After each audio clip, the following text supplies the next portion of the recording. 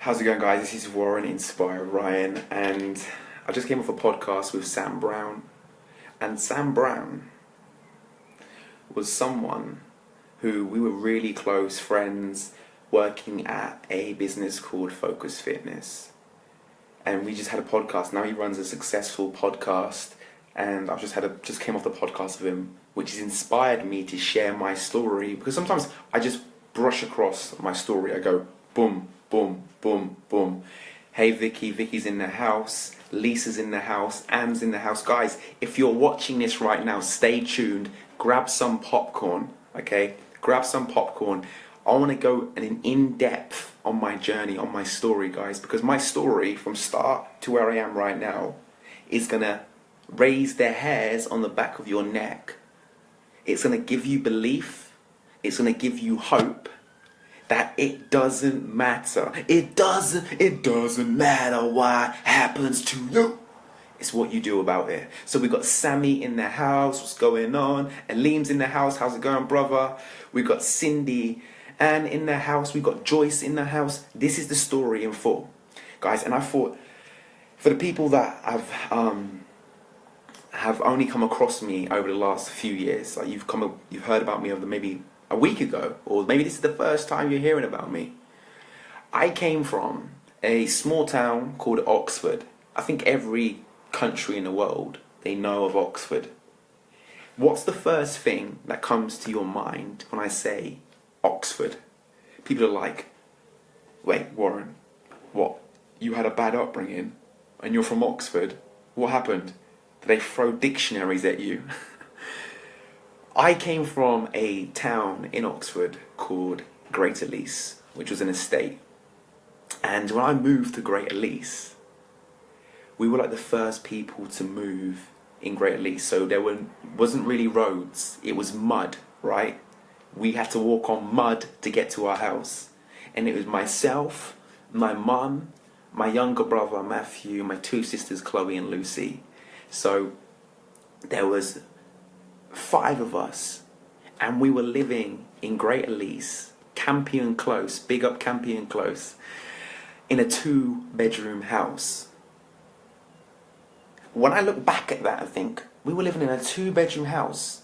I was sharing a room with my younger brother and my 2 younger sisters. The room was like a single room. And the great thing is, which I don't really tell people a lot, how's it going, Wayne? I hope you're good. Charlie, what's going on? Hope you're good. Charlie said rich, middle class. Cheryl said you're educated. Oh, darling, educated. Sammy said never heard of you before. Laugh out loud. So I grew up on this council estate called Greater Lease, and it was like a playground, right? There were no shops on this estate. You had to walk over to the neighbouring estate, which was called Blackbird Lease. There was mud, so we didn't even have paths. We had just mud, right? And my earliest memories were when I was like 6, 7 years old. So here I am on this estate that I grew up in, and when you don't have a dad, right, in the household, you kind of become the man of the house. And I became very hard to control for my mum. Like really hard to control. I was a little terror. Let me tell you this right now. I was a little terror as a kid. I rebelled, and I used to always get brought back to my house by police. I used to do things which you think, no way. Warren did that. When I was 7 years old, I used to set parks on fire. I used to steal from the shop. All of my Lego, I stole it. I used to go in the shop and steal Lego. Like, I was living this life, right? Living this life with no boundaries. I had no curfew.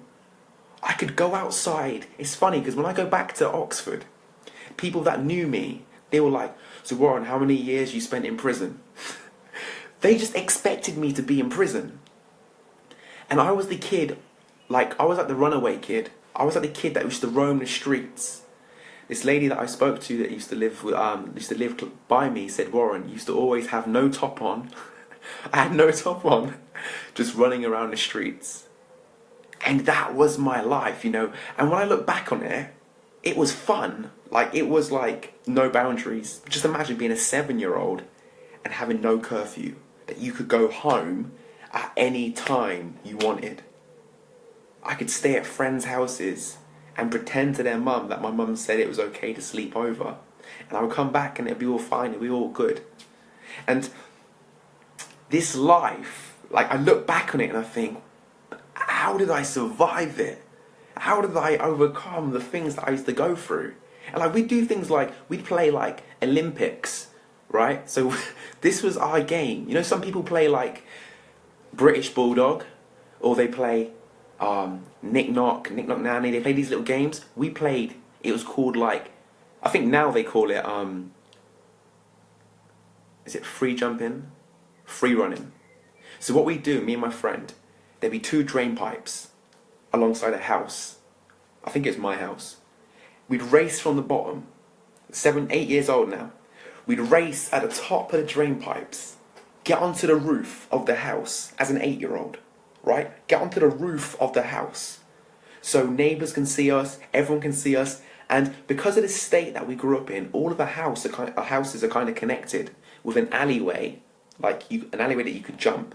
So just imagine this, 8-year-old Warren running on top of a house and jumping the alleyways. Like, we used to call it like Olympics. That's what I used to do as a kid. Like, it was just crazy. I had a wild childhood. Like, wild childhood. And like, these were like the fun times, guys, right? These were the fun times. Sammy, I would have a heart attack. If I saw Noah doing the things that I used to do, I would have a heart attack too. Like, these were like the fun memories. Like, I look back on it, I just didn't have boundaries. Like, we'd have like, the kids would steal mopeds and we'd all ride on mopeds through like the alleyways, the fields, no helmet on, but that was the life. We didn't know any different. That was, yes, Cheryl, that was fearless, like completely fearless. But that was the life that I was living at the time. And when I look to other youths that are growing up on sort of like council estates, like the rundown council estates, it makes so much sense on why a lot of young people, they don't go down the same path that I did. Like, my brother had the same upbringing as myself, but he went down another path. But he's turned his life around. But when you don't have that awareness, when you don't have those boundaries in place, you fall for the traps of doing crime, of getting involved in that sort of environment. And I remember as a kid as well, just when my mum got really deep into depression and drugs, she was like, literally, drugs had a throat hold on my mum. It's an illness, right? So my mum wasn't really present. So there would be times in my house where we had no electricity. Like, my mum wouldn't pay. I'm not sure if they still do this, where you have the electricity key. And I remember searching in the dark for this electricity key. Just trying to find electricity, just looking in the dark for it, right? Looking in the dark, trying to find this electricity key. And I'd find it and I'm like, yes! But then my mum would have like 3 or 4 of these keys. I'm sure you're only supposed to have 1 key, but I'd put the wrong one in, and normally you'd have to wait for a click and then everything comes back on, right? So I've pushed it in and there's no click. So like, just as a kid, I want to get this out there as well. You know, we had candles, right? I had a candle, we'd have candles, run around the night at candles, no electricity, no food in the cupboards. And I remember social services coming over and seeing the living conditions that we were living in. But it still carried on. And at that point, I realised that we're in it on our own, because there'd be times where I would knock on neighbours' doors for food and they would say no. And I realised how kind of just, you're in it on your own. So when my mum got so deep into drugs, she like put her hands up. There was one time when we was in the house and my mum went out and social services knocked on my door. So I was quite grown up as an 8-year-old, really grown up. So when he knocks on the door, I would get my brother, my 2 sisters, and we'd hide. I'd put my hands over their mouth in the living room. We'd be quiet. And he'd knock on the door once. I knew they would stay for a while and knock and stay. So just for at least 10 minutes before I tried to check out if it's clear. But this one day, they didn't just knock on the front door. What they did was they went round the back of the house. And when they went round the back of the house, they climbed over the fence and they saw all of us on the sofa. Never forget that day. Because that was the day that my mum was in a place where she was like, I can't do this no more. Like, drugs had got such a throathold on my mum that she couldn't do it anymore. And then we went into foster care. And my sisters went first. You know, like, for a child to experience his family being split up, no child should experience that. Of not knowing when you're going to see your mum again. Not knowing when you're going to see your sisters again. And when I look back on it, because this is why I'm sharing it tonight, guys, because there's a lot of people that can relate to me. And when we go into depth with our story, we can give others hope. So, when I was in foster care, in my first 2 homes, right, we were terrors. We would let their birds out of cages. Like, we would just cause havoc. We had no boundaries. We were wild children. Just imagine wild children. We were wild children. Yeah? So, no one wanted us. And then we kept going from home to home. But I never forget it. One of the homes that I was in, they took us clothes shopping. And they had children. They had 2 children themselves. And it was me and my brother. And they went into a high brand clothing shop for their children. And they took us into Matalan. As an 8-year-old, I knew the difference. I knew the difference. They took their children into a high-end clothing shop.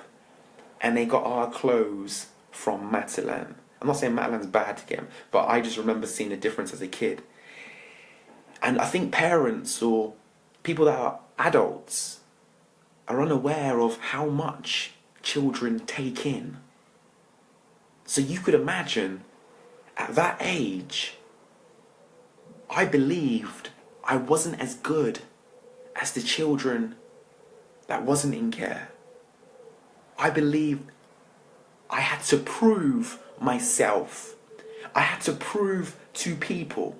Like, in school, you would do an exam and then you'd get your grades. But because I was in foster care, I would get money, or I would get gift vouchers, I would get certificates.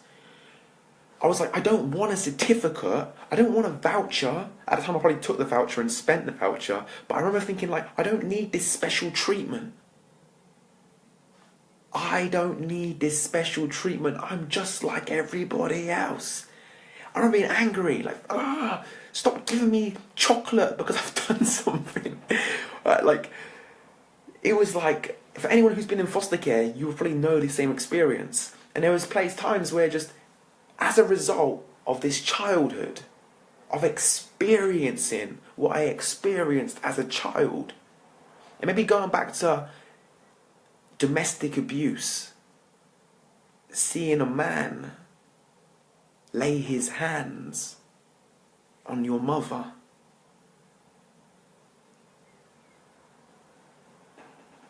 seeing a man laying his hands on your mother, what that does to a child when you see blood running down the face of your mother, it does a lot to that child's the psychology of what's going through that child's mind. I understand why so many young people grow up and they go down the wrong path. Because when you see those things,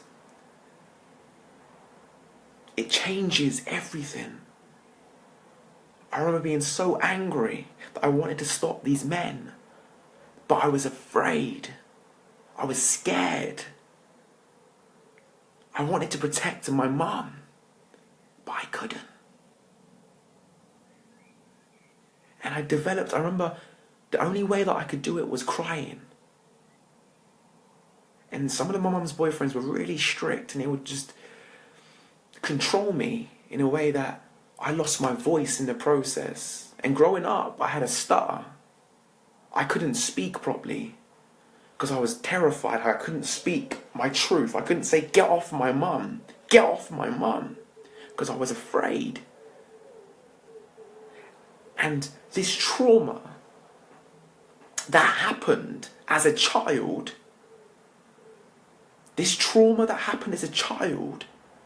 stays with you until you do something about it. The trauma stays with you until you do something about it. And the sad thing is a lot of young people are going through this trauma, but they don't know how to remove and to change the meanings of things that happened in their past.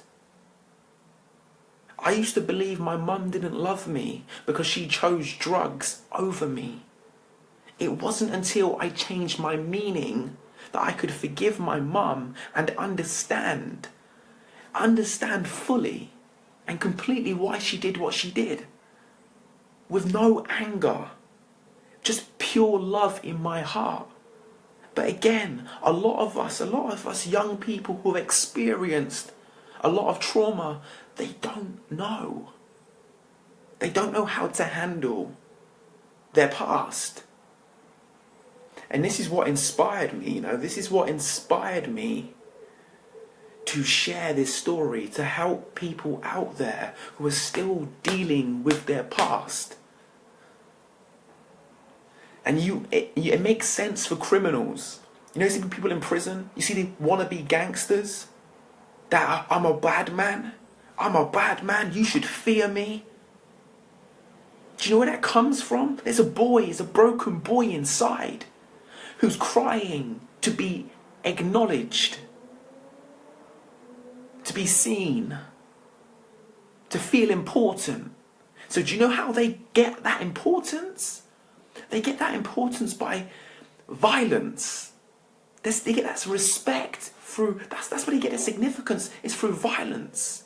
So when you break down these criminals and you look at their pasts of what they've gone through, it all makes sense on why they do what they do. And this is why I'm so passionate about sharing my story, because from when everything happened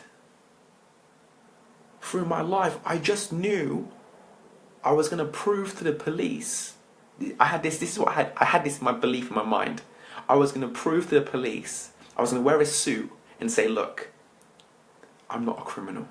I don't have a criminal record. That was my mission in life. Growing up, going through what I went through, I was like, I'm not going to get a criminal record and I'm going to be in a suit. That's what I had in my mind.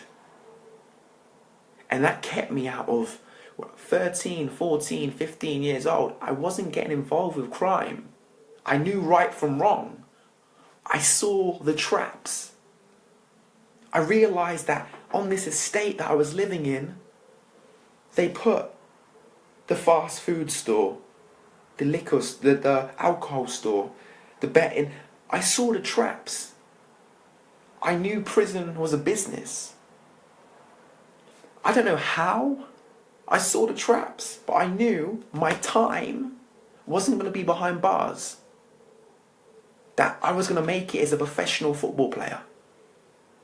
And I was going to use the money to move my family out of the place that they were living in. And I had that dream since I was 11 years old. And going back to when I was 11, I used to say to God, I know I can't be a prophet, but please let my life have a big meaning. Let me serve and help people. Let me help others. Let me play a big role in this world. This is what I said as an 11-year-old.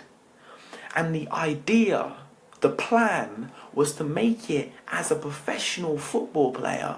And that was going to give me the status and the income so that I can give back and build schools in Africa. That was my plan. 13 years old. My mother, right? I love my mum so much, right? Only 5% get off heroin.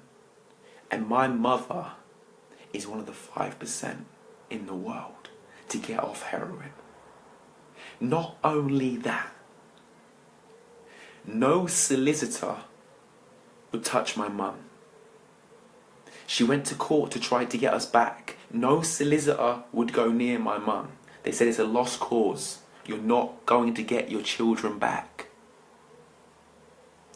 One solicitor, who I'm going to find to this day, said, Maggie, I believe you and I'm going to get your children back for you.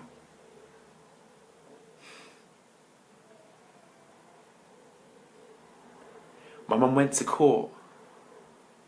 And at first, she was only supposed to go for myself and my brother. My sisters were going to get adopted. I was never going to see my sisters again. I had this faith inside of me, guys, 100% solid faith that my family was going to come back together. I didn't know how, I just knew it was. On the day that my sisters were going to get adopted, their adopted parent fell ill. The same time that was going on, my mum went to court and she won the court case and she got all of us back together again as a family. What are the odds? Please tell me, guys, what are the odds in this happening? This is why I know everything happens for a reason. What are the odds in this happening? So you can imagine, this was like all of my Christmases, all of my birthdays in one. When my mother got us all back together again and we moved from Oxford all the way to Bristol.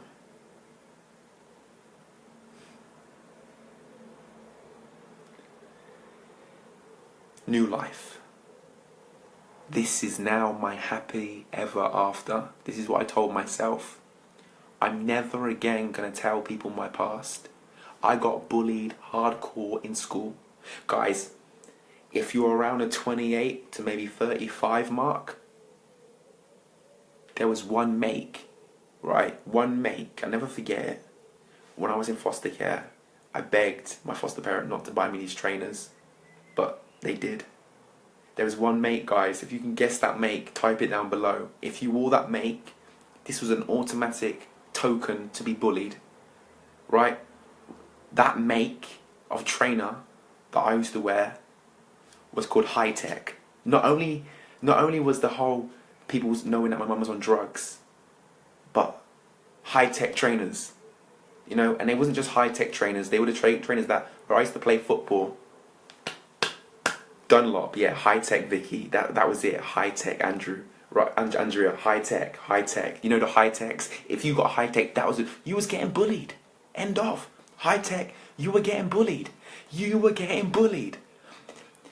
That, or if your parents buy you a pair of Adidas trainers, but they're really called Adidor, and they've only got 2 lines rather than 3 lines, or you got 4 stripes. Guys, remember 4 stripes? You got bullied because of 4 stripes as well. So if you had 4 stripes on, 2 stripes on, bullied. So, Taslim, yes, they were the hype. So, yeah, wrong trainers. People knew my past. Oxford. Small town, everyone knew my story. My mum, everyone knew about my mum on drugs. I got bullied hardcore. No one wanted to be friends with me. Rough. Then I moved to Bristol, right? So just imagine this, right? I moved to Bristol. No one, not a soul knows who I am. My first day in school. I'm not going to mess this up. My mum's got me the cool trainers. I got my uniform all crisp and clean.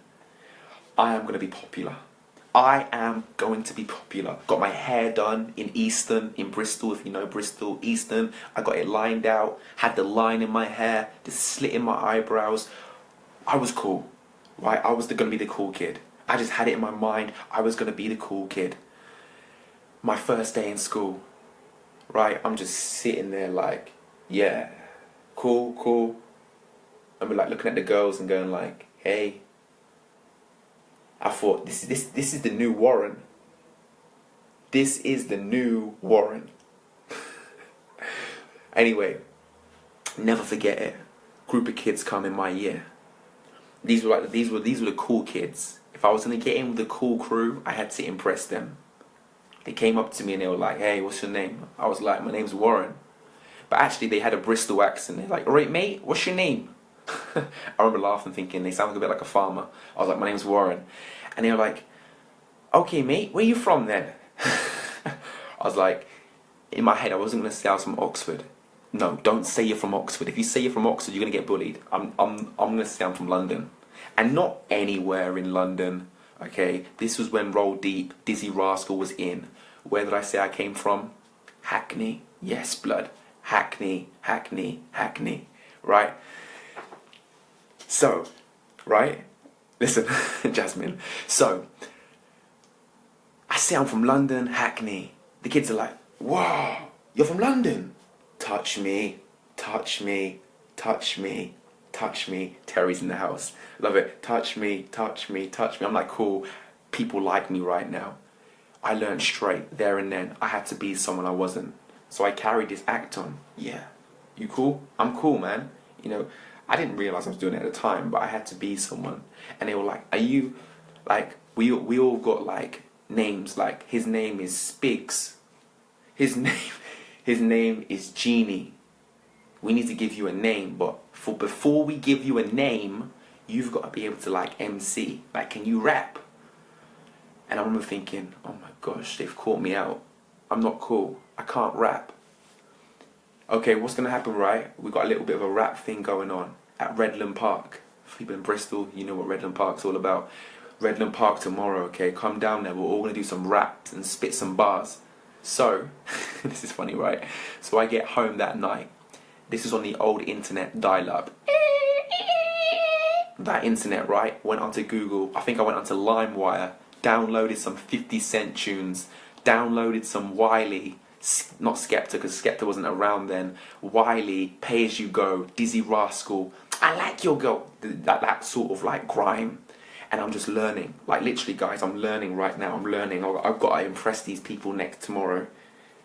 And then I thought, you know what? Stuff it. I'm going to make my own thing up. I'm going to make my own rap up. Jasmine, LimeWire. Yes, LimeWire. Do you remember LimeWire? Those days? The MSN days? So, I'm actually on MSN, right?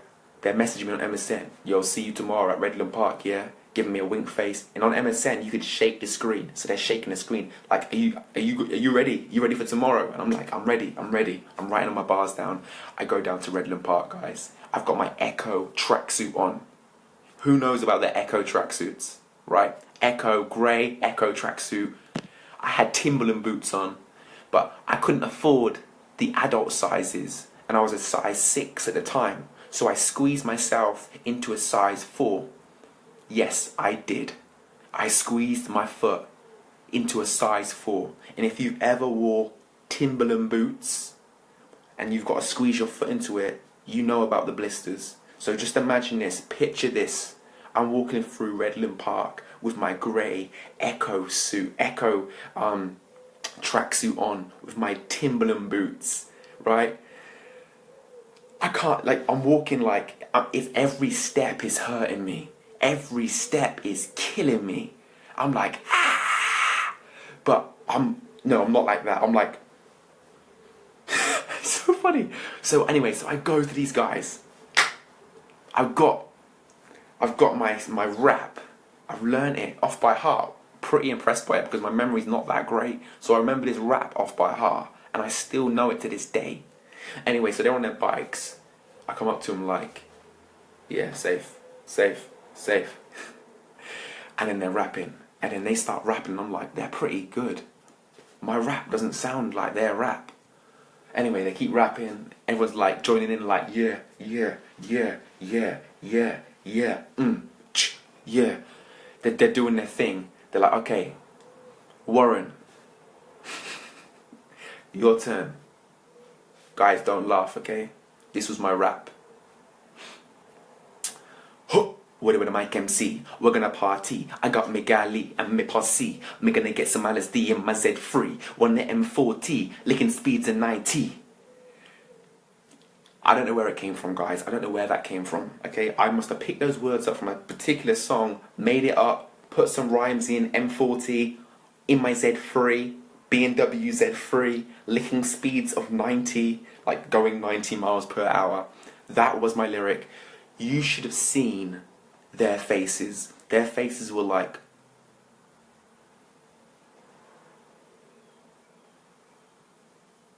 and I'm like, they've caught me out. They've realised I'm not a lyrical G. Then one person says, oh, is that what they do in London? And I went, yeah, that's how we do it in London. They're like, no, no. I was like, oh my God, I'm in. Anyway, after that, they say to me, Warren, like, you're a part of our gang now. And this wasn't no, like, hardcore gang. This was a gang of people. This is a group of people that used to, like, rap together and tried to get into nightclubs when we were 15, but we'd get kicked out because our fake ID didn't work, because we went to this particular website to get fake ID. And it wasn't really convincing. It looked like a Legoland license. But going back, they named me Warriors. That was my name. They're like, Warren, you're no longer Warren, you're Warriors, okay? I was like, yeah, my name's Warriors. Oh, what would I make MC? Anyway, this is jokes. The lesson, why I'm teaching you this right now, guys, why I'm telling you this right now, is because I hid my past. I hid my story. I told them what I wanted them to hear. I became popular in school, but one person knew the truth. And whenever you try to live a lie, every day that you live a lie, the real you gets smaller and smaller and smaller until you no longer love yourself or value yourself. That was my way of fitting in, because I believed at the time that I needed to be liked. I needed to impress. I needed the opposite sex to like me, to find me attractive. I needed significance. Notice me, see me, please like me. I didn't even know it at the time, but that's what I was doing. I left school and I went to go and play football.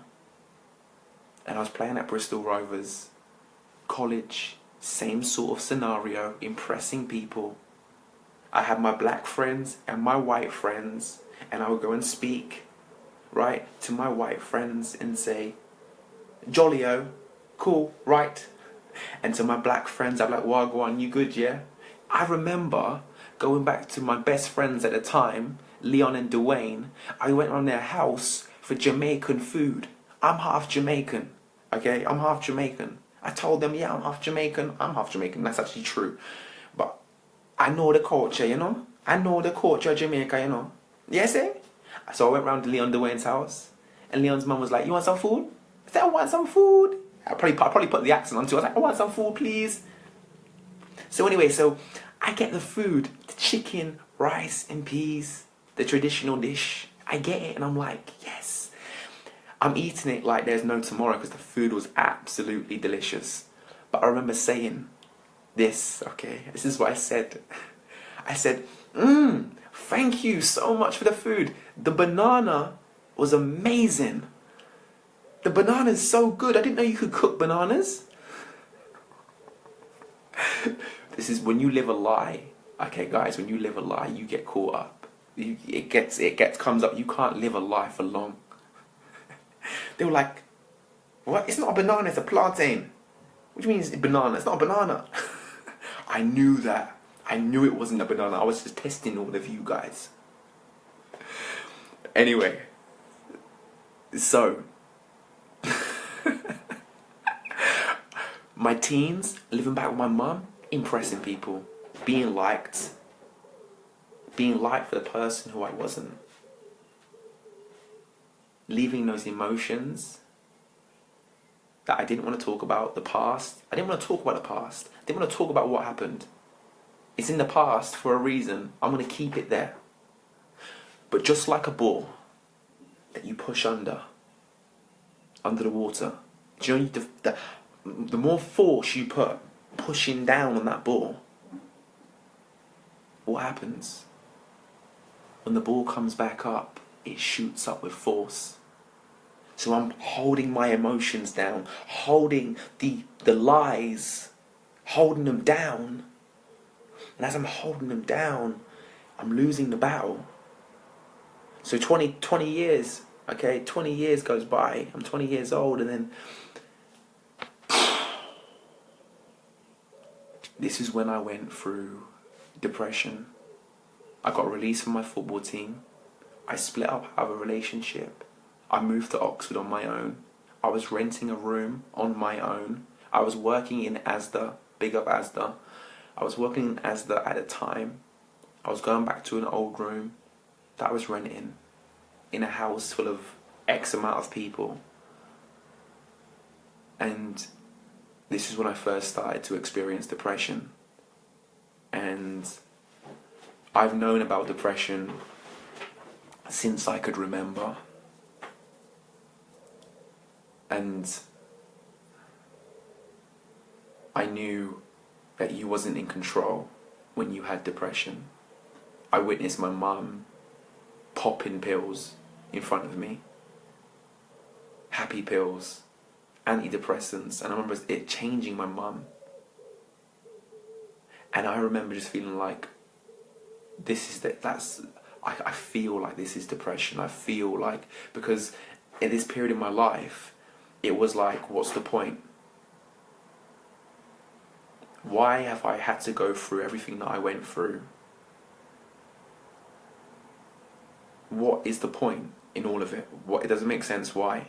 Why do we go through all of this pain? Why do we lose people that we love?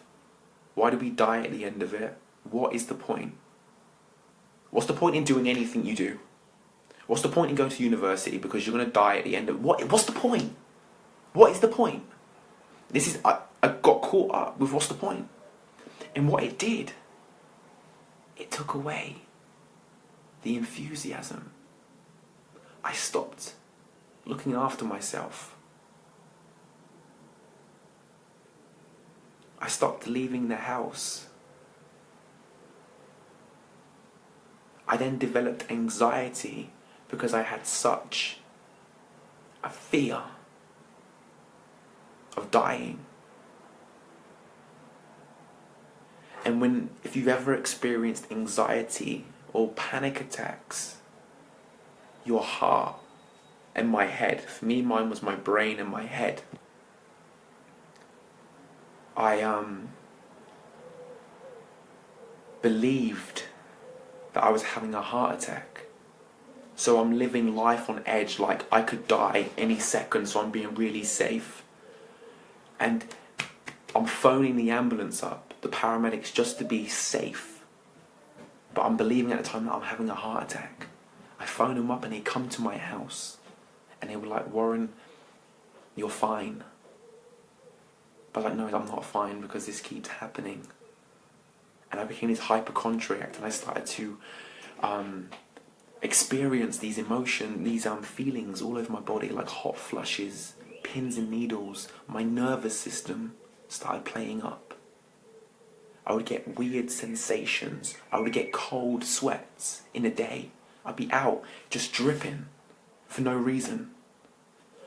So you can imagine all of this happening, and me just dripping wet, having night sweats, waking up drenched. I remember going to a club and I didn't even dance, and I'm just dripping. So at the same time I'm thinking, I'm gonna die. Something's not up. Something's not happening right in my body. I'm gonna die. I've got this, I've got a brain tumor, I'm gonna have a heart attack. And this vicious cycle, it just kept coming every day.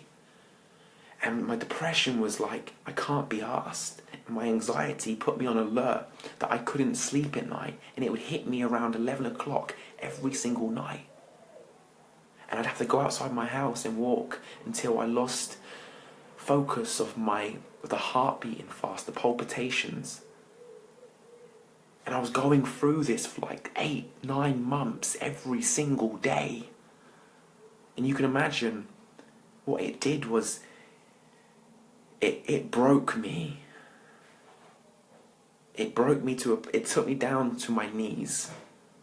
Because I'm a man of God, in my religion, if you commit suicide, they say you go to hell. So I wasn't going to do that, but I got to that place where I had no other option but to end my life. And I reached out to a GP as my last hope. And I remember going to that GP, nervous because I hadn't told anyone about what I was experiencing. I didn't want people to question my sanity. I didn't want people to judge me. And I went to the GP. And there was this blonde lady. She had short hair. She had her doctor's cloak on. She sat down on the chair. She said, "Warren, come in, sit down." I sat down like a little kid. I remember looking at the floor, scared. And then she just went through this questionnaire with me. Do you experience this? Do you experience that? Do you experience this? Do you experience this? And I'm answering the questions. And then she says to me, "Warren, the thing that I don't want to hear, but I knew I was going for it." She said, "Warren, you're depressed. And what I'm going to do is I'm going to prescribe you with antidepressants. Have you ever took antidepressants before, Warren?" I said, "No." And I started crying. I cried like a little kid. And I think what made it worse was that when I was crying, she didn't touch me. Because she was in doctor mode. This was when I felt alone. That there was no more hope. No more hope. And I went home crying. I walked to my house. I opened my door. I went into my room and I sat on my bed and I cried. I cried like I've never cried before. I cried uncontrollably. And I said in my cry, when I was crying, I said, "God, this is it. I'm sorry. I'm sorry."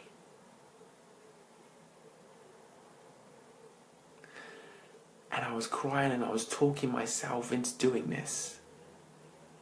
And I said, "Help me, I need your help. I need your help." It's funny because when things are going good in your life, you can forget to pray. You can forget to thank God for everything. But I only came back to him when my life was at this point.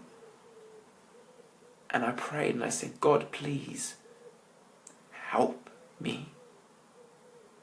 Help me, please."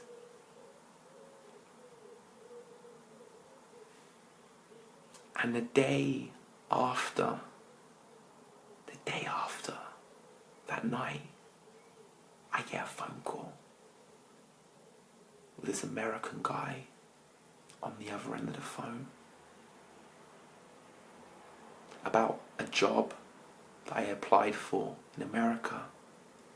a year beforehand, but I didn't have the right qualifications. I said, hey Warren, we know you applied for this job a year ago. Someone's dropped out, and it's a bit of an emergency for us that we take a coach. And your name popped up. Do you want to come? I said yes.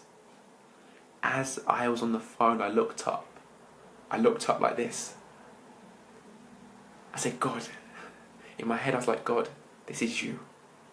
This is you. I said, yes. When do I leave? Warren, you leave on Friday.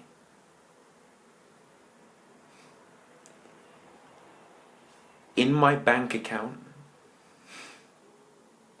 the money that I had left in my bank account was just enough for my visa and my one-way ticket to America.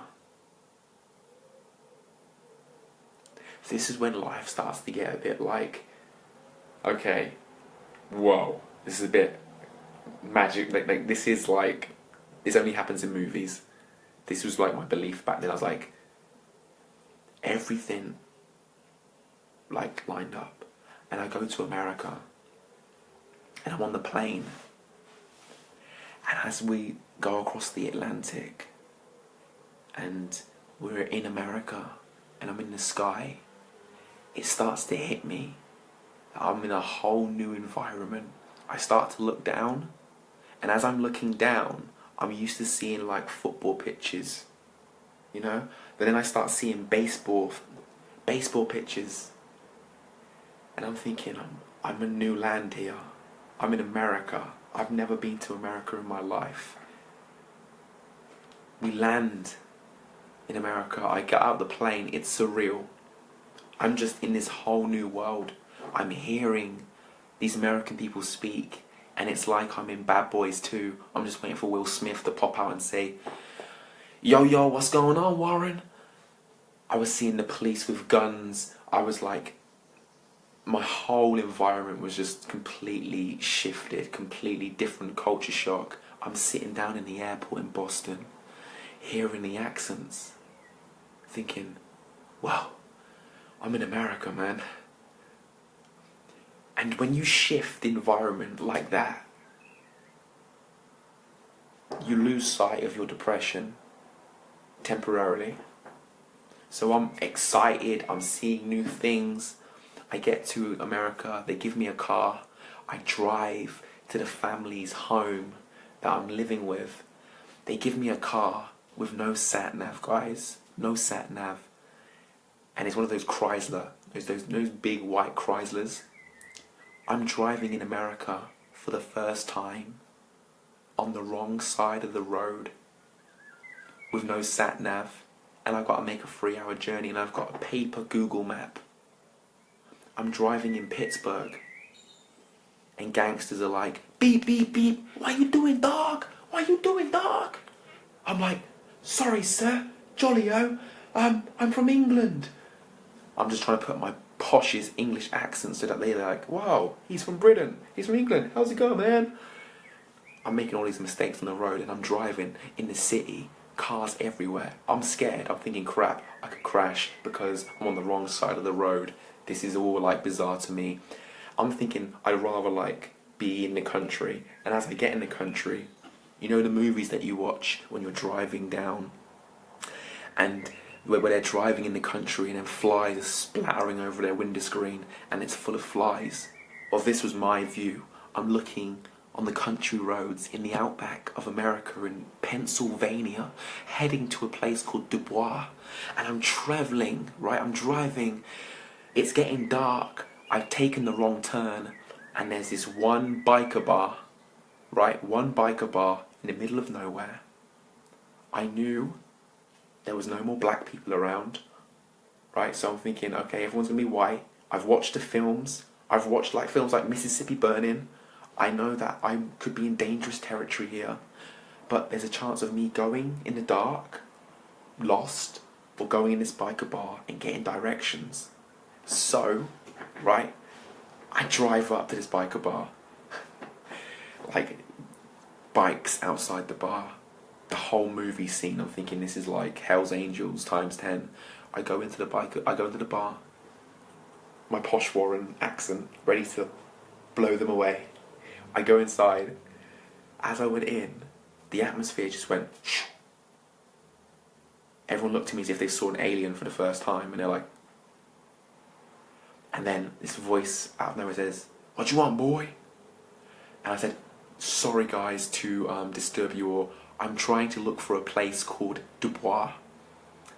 And they're like, "Dubois?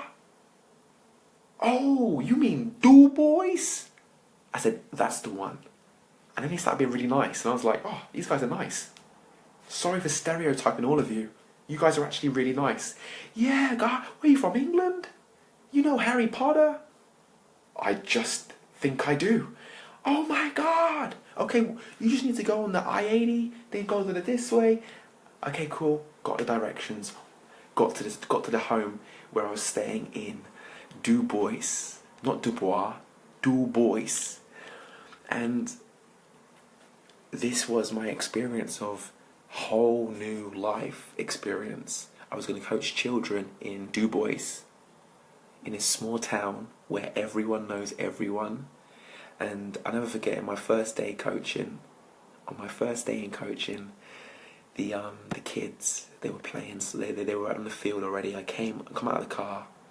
They're like, "Oh my god, the British coach is here, the British coach, oh my god." I'm like, oh wow. I felt famous, guys. Not gonna lie, I felt famous. "Oh my god." All the parents, like all the mums, "Oh my god, can you stay at ours next week? Can we host you next week?" I'm getting all of this love. I'm getting kids wrapped around each leg. "Warren, oh my god, do you know Harry Potter?" I'm like, "Yes I do." "Oh my god, do you know the Queen?" "Yes I do." "Oh my god." So you can imagine, guys, going through depression, right? Going through depression. It's hard to be depressed when you're being celebrated by 20 children and 40 parents who are pulling you left and right. It's hard to be depressed when you're being given that much love, right? So I'm receiving all of this love, feeling amazing. I get home. Depression comes back. I was like, "Depression, I thought I left you in England. Why did you get on the plane with me? Why have you came here? Why are you here?" Right? I don't need this. And my anxiety came back. Depression got me at nights. But I had so much time in a day. So I said, I'm not going to take medication. I am going to find the root cause of my depression. I'm going to find the root cause of my depression. Watch me. So I'm on this journey, I'm coaching kids, and I travelled from Du Bois and I went to Chicago. And in Chicago, I'm coaching next to the beach. This beach happened to be like Baywatch. If you've ever seen Baywatch, right, all the guys, Apex, rollerblades, it was like watching the old Baywatch times. Guys with 8-packs, rollerblading. And there's us British coaches that have like indulged in supersize, McDonald's, White Castle, Taco Bell, trying out all of these restaurants that I've heard in films. Just because I'm in America, you might as well do it. I look down at my belly and I've got a bit of a belly going on. Didn't have an 8-pack. And at that point in my life, I was like, I still care about what people think of me. So I remember taking my top off and like, actually, I'm going to put my top back on. I know it's baking hot. I know I could get a good tan here. But I think I'm going to keep my t-shirt on. But I'm going to go home. And I'm going to put some Eminem on. I'm going to put a bit of lose your... No, you got to lose yourself in the music. I don't know the lyrics, but I'm going to put a bit of Eminem on. watch a bit of 8 Mile, hype myself up, get my sweatband on, and I'm gonna go and get an 8-pack. I'm gonna do it. So I'm doing the runs, 8 Mile. You gotta lose yourself in the mood. I'm losing myself. I'm getting this 8-pack. Oh yeah, I'm getting this 8-pack. I'm getting this 8-pack. Everyone's gonna love me when I got this 8-pack. When I got this 8-pack. When I've got this 8-pack. Anyway, so I'm training like crazy. I'm training 7 days of the week. Every single day. Poof, poof, poof, poof, poof, poof, poof. Training every single day. Like Arnie. And then I come across this video on YouTube.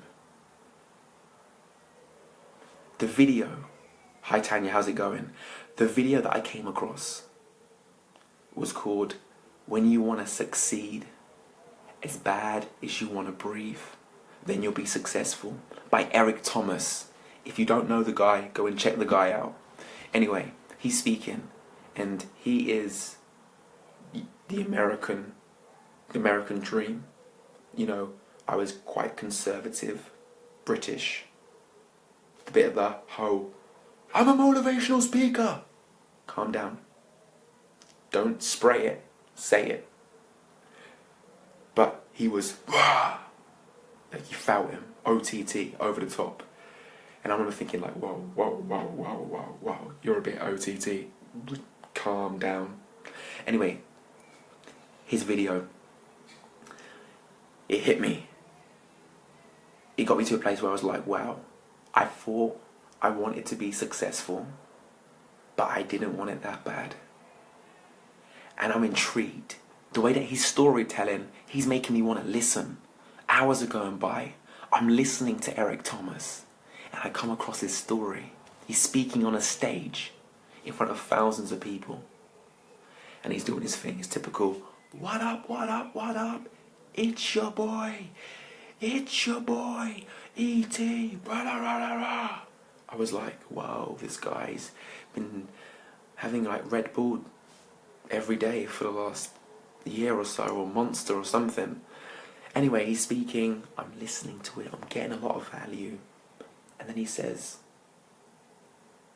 I wouldn't be the person who I am right now if I didn't have the life that I had growing up.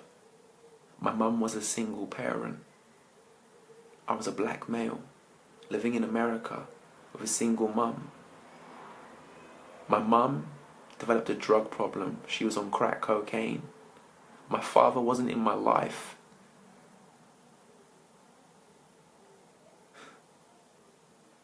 When he said that,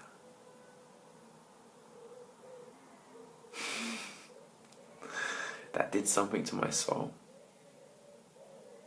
When he shared that, he made me look at my story differently.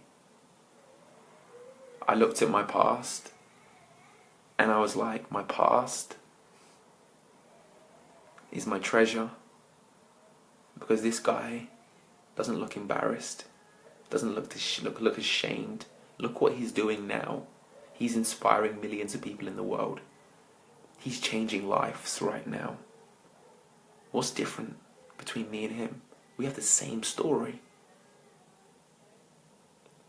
So I write to him and I say to him, Eric, I've never, ever had a connection with another man like you before. I see you as a father. And I'm going to be a speaker one day. And I'm going to reach millions of lives, Eric. Thank you.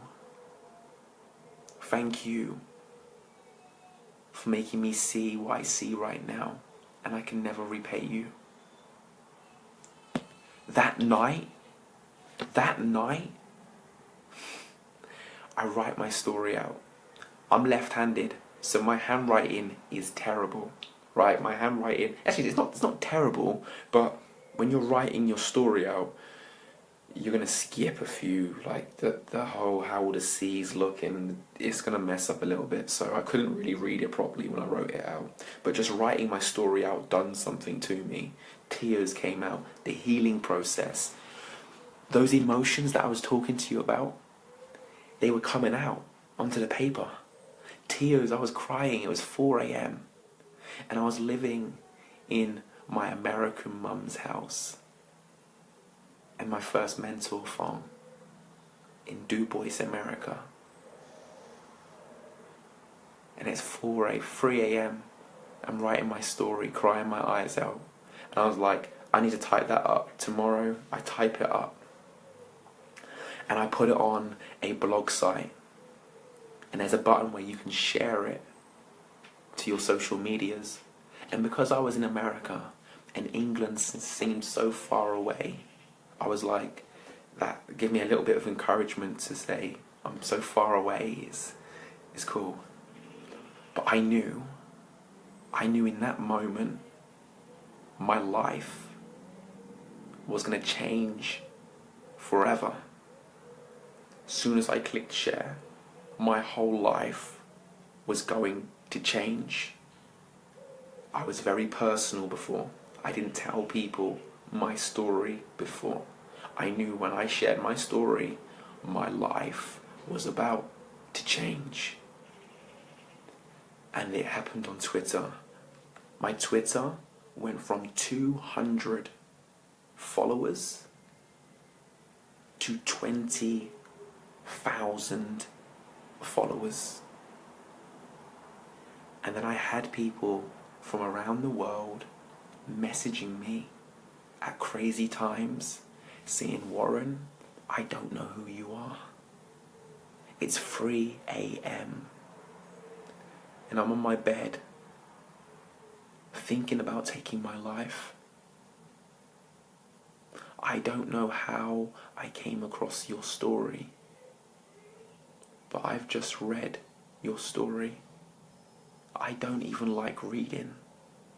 You captivated me, and you've given me hope, Warren. You're my guardian angel, Warren.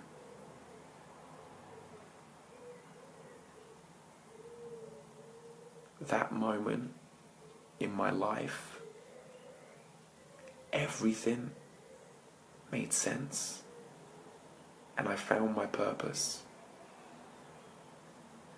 And I got my black book out, and I said I was going to reach 1 million lives in 5 years.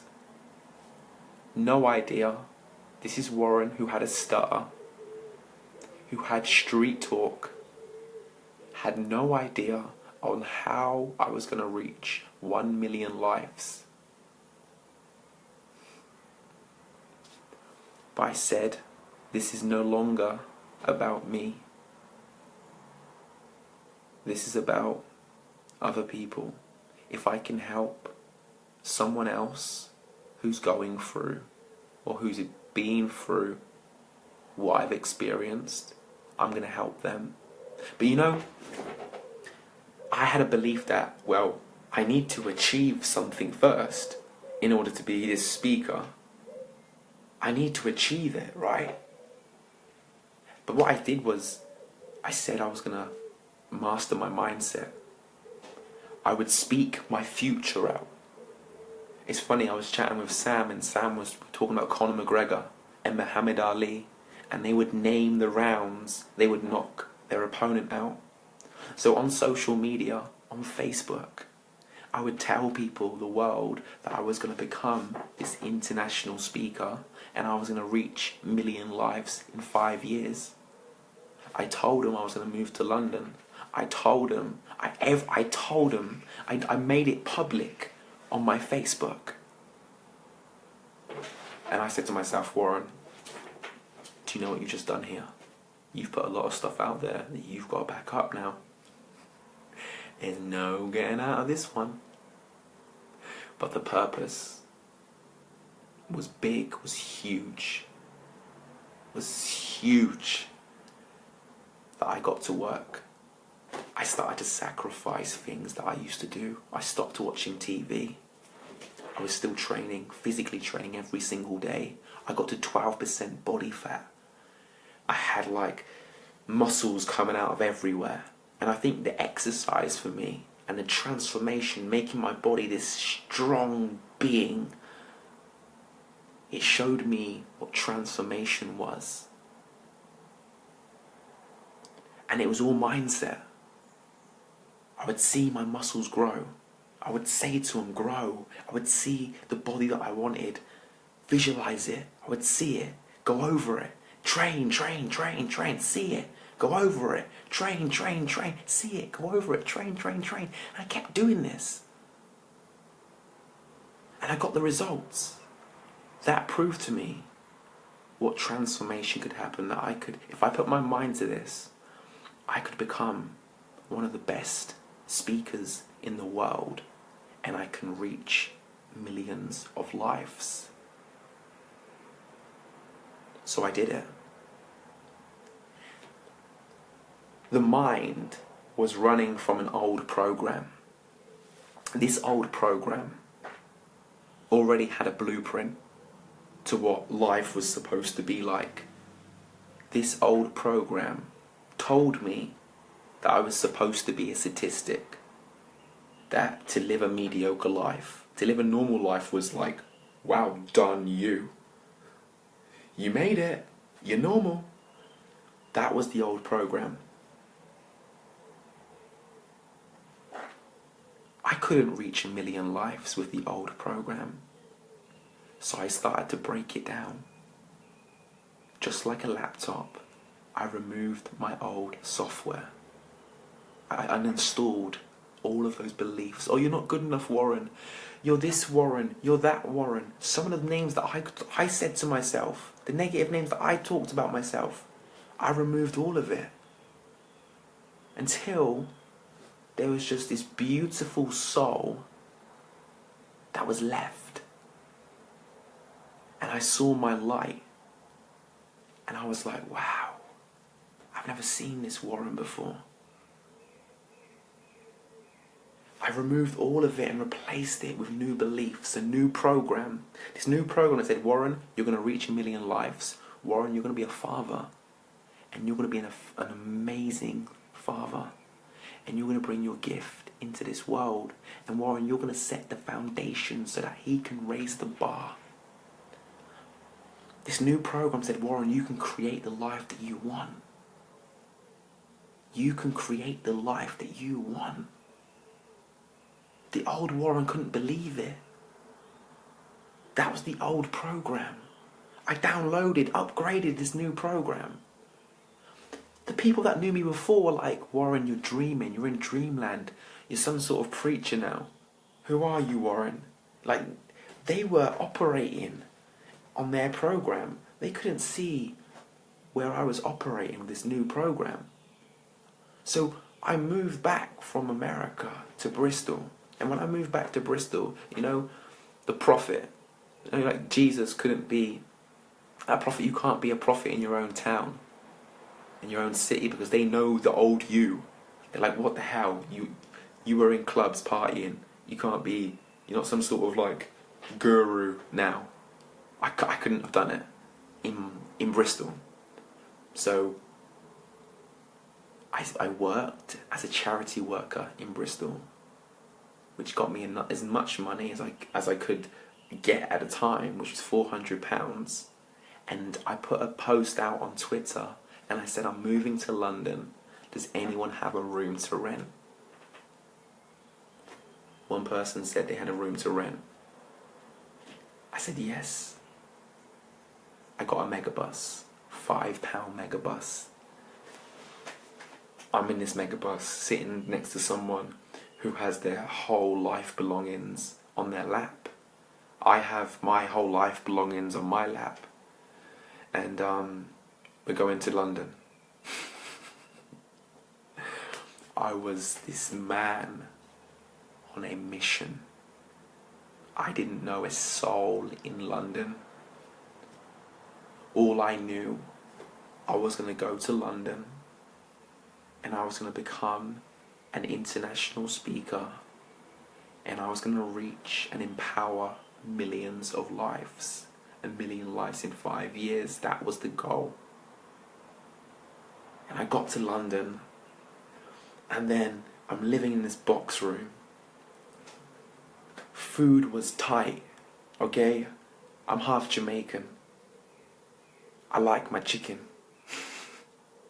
I was eating rice and peas with no chicken. I made a decision that I was going to spend my money on the rent, travel to get me to where I needed to be, work, and the bare bread and butter food line. So that meant I didn't need to make that much money to cater for that lifestyle. So I didn't have to spend a lot of my time working. And do you know what I did? I spent most of my hours at home reading books, sitting in coffee shops in Mayfair, observing successful CEOs, observing how they were sitting, how they were talking. I would network with people that were in these coffee shops. I would make connections. I would make people's days. I would say thank you and please. I would open a door not for one but 5 people. And I started to make people's days every single day. So in that period that I had more time. And that time that I had, I invested it in myself. I was like this. I'm not going to be a slave to money. I am not going to trade so much of my time doing something purely for money. I'm going to understand money. I'm going to study financial education, and I'm going to create the money machine doing what I absolutely love.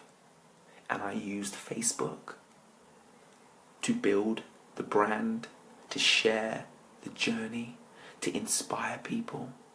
And people were on my Facebook who saw me at the beginning, and then they saw me later, and they had to see the transformation with their own eyes to believe the philosophy that I was sharing. So what happened? I was able to quit the job and to start coaching people.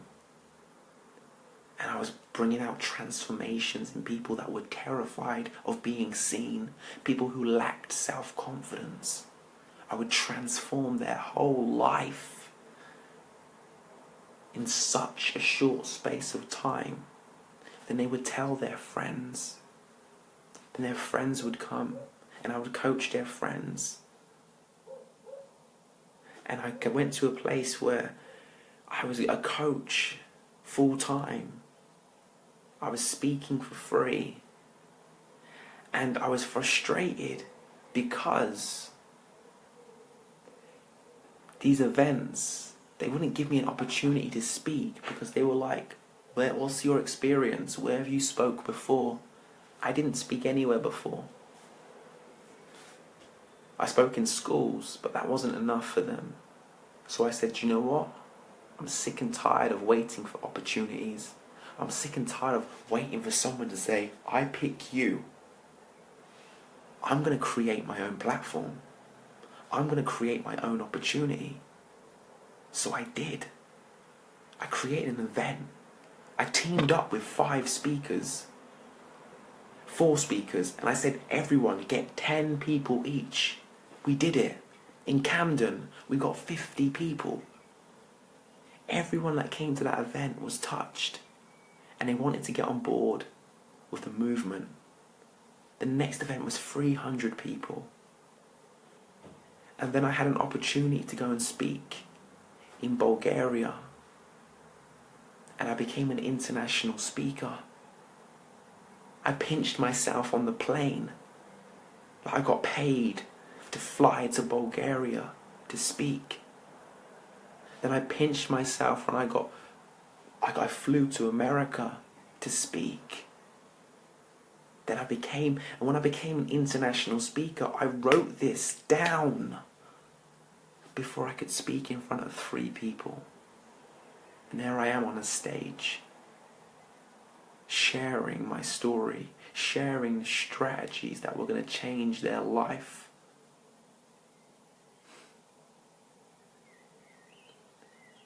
And it takes me to this place in December last year. I stand on the stage of the event that I created with 1,000 people attending, with some of the best speakers in the world traveling from America. I was speaking on the same stage as these speakers. I was standing on that stage, and just as I was about to speak, my whole story flashed before me.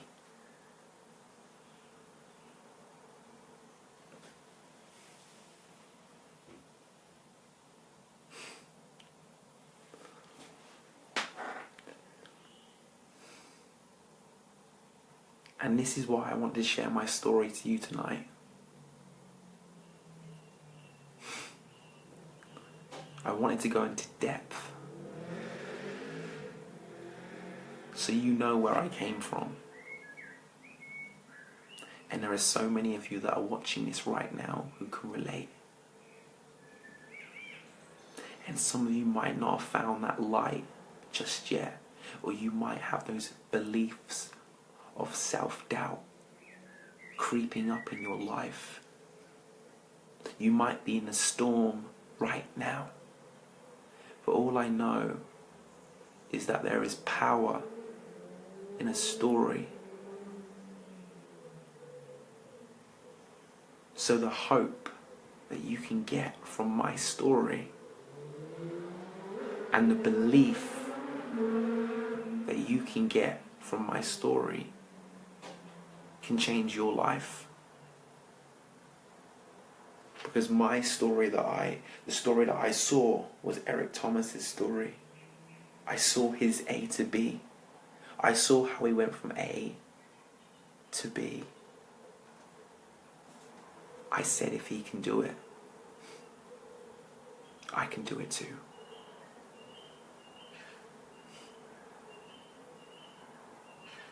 Your story is the making of you. You need to bring your story to the surface so the world can get to know who you are. Do you know how good it feels to be embraced, to hug people that who I've never met, maybe just from Facebook, and they hug me and they send me so much love. They give me so much love, they connect with me. That wouldn't have been possible if I didn't share my story.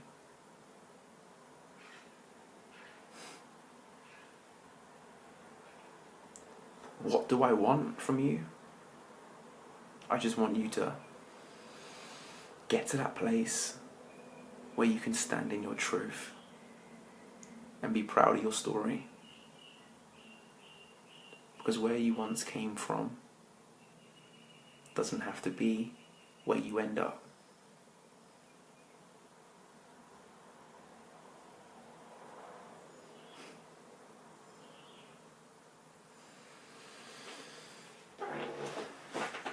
Thank you, thank you, thank you. I'll speak to you all very soon. Stay in touch. Keep living. And I'm going to do this to the day that I die. Let's do this. Speak to you soon.